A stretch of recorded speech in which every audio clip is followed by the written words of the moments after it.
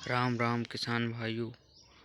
पशुओं का दूध बढ़ाने के लिए बहुत ही आसान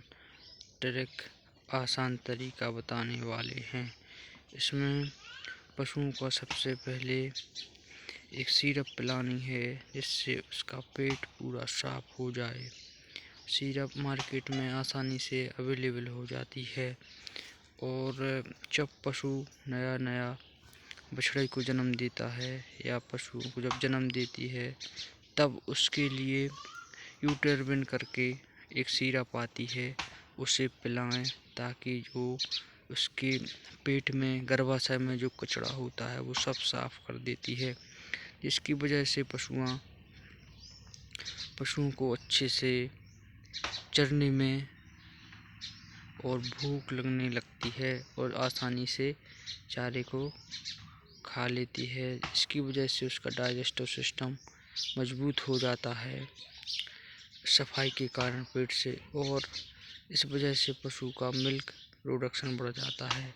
पशुओं का मिल्क प्रोडक्शन बढ़ाने के लिए कुछ नहीं तो कम से कम उसे 1 किलो खली सुबह, 1 किलो खली शाम को, 100 ग्राम सोडा एक हफ्ते में देना चाहिए और उसके लिए कम से कम कुछ नहीं तो 1 केजी गुड़ एक हफ्ते में देना चाहिए।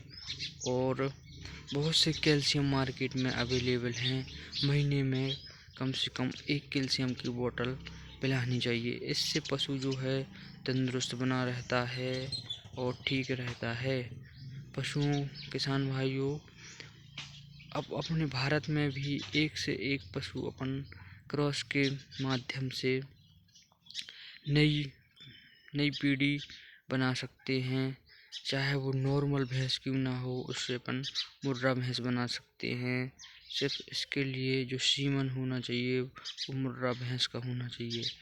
पहली ब्यात में जब सीमन डलवाते हैं उसके बाद पहली ब्यात में आधी वो मुर्रा भैंस बनती है, लेकिन जब वो आधी मुर्रा भैंस में सीमन डलवाते हैं तो दूसरी बार में वो पूरी मुर्रा भैंस बन जाती है।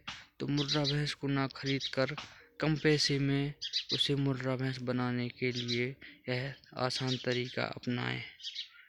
और मिल्किंग बढ़ाने का सबसे अच्छा तरीका है, मार्केट में एक दूधेक्स करके सिरप आती है।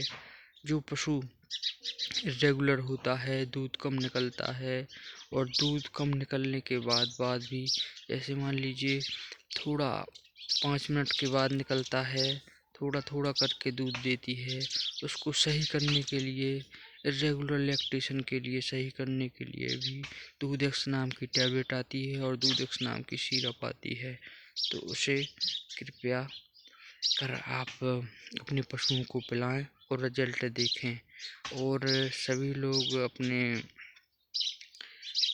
कोशिश करके पशुओं को अच्छे से अच्छा तैयार करें, क्योंकि जो नस्लें अपन बाज़ार से ख़रीदते हैं वो कड़ी मेहनत के बाद कई सालों के बाद वो खुद ही घरों पर तैयार करते हैं।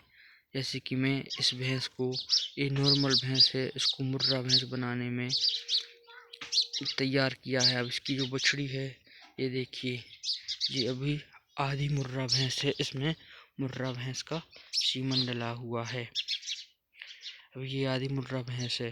जब इसमें अब जब ये हीट पर आएगी तब इसमें जैसे सीमन डलवाएंगे मुर्रा भैंस का, तब जाके इसकी जो बछड़ी या जो इसकी बछड़ा जो जन्म देगा वो पूरा मुर्रा भैंस का होगा।